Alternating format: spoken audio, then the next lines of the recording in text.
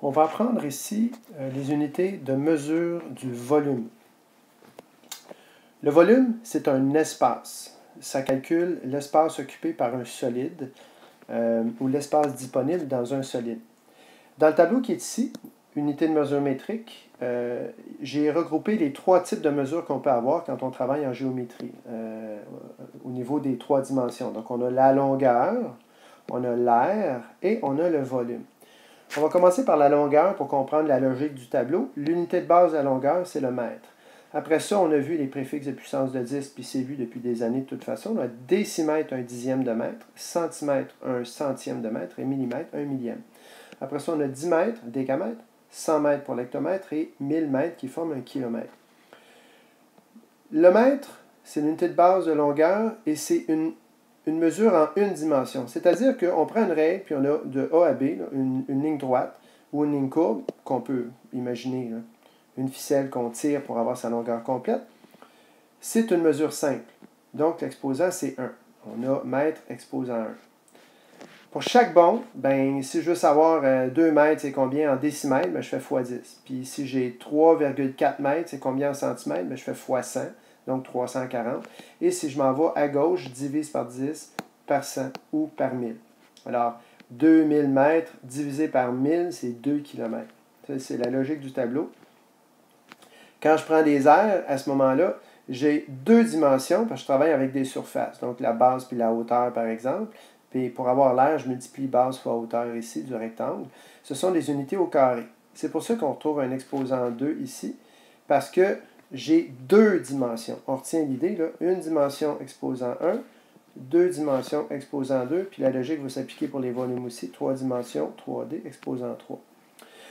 Ici, la logique, elle suit le fait qu'on est en deux dimensions. Donc, si je veux 1 mètre le mettre en décimètre, je ne peux pas faire x 10, parce que j'ai x 10 comme ça et x 10 comme ça. Si je prends un exemple ici avec... je vais dessiner un carré. Si j'ai 1 décimètre par 1 décimètre, bien en fait, ça c'est 10 cm, puis ça aussi c'est 10 cm. Donc j'aurais 10 cm comme ça, j'aurais 10 cm comme ça. On se rappelle les petites plaquettes qu'on voyait au primaire. Alors en fait, ça équivaut à 1 décimètre carré revient à 10 fois 10, c'est-à-dire 100 cm carrés. Si je comprends cette logique, bien, je comprends que pour chaque bond vers la droite, je fais x 10 à la 2, donc x 100.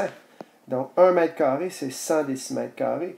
Puis je vais multiplier par 100 encore pour des centimètres carrés, donc c'est x 100 fois 100, donc x 10 000. Puis ici, c'est x 100 fois 100 fois 100, c'est-à-dire x 1 million. Donc j'ai 1 million de millimètres carrés, de petits carrés d'un millimètre de côté, dans un mètre carré.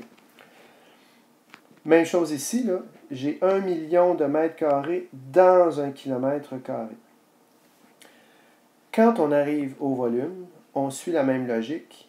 Alors, comme je suis en 3 dimensions, je multiplie. Mais ici, j'ai 5 décimètres. Si je veux mettre mes décimètres en centimètres, je vais chercher mon crayon, bien, ça ici égale 50 cm. Ici, j'ai 40 cm. Ici, j'ai 30 cm. Je vais donc faire V égale 50 cm fois 40 cm fois 30 cm. Donc, je n'arrive pas ici à 600 décimètres cubes, mais bien à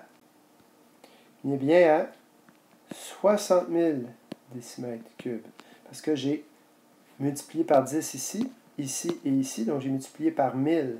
Ce qui fait que passer de décimètres cubes à centimètres cubes, bien, je fais fois 1000.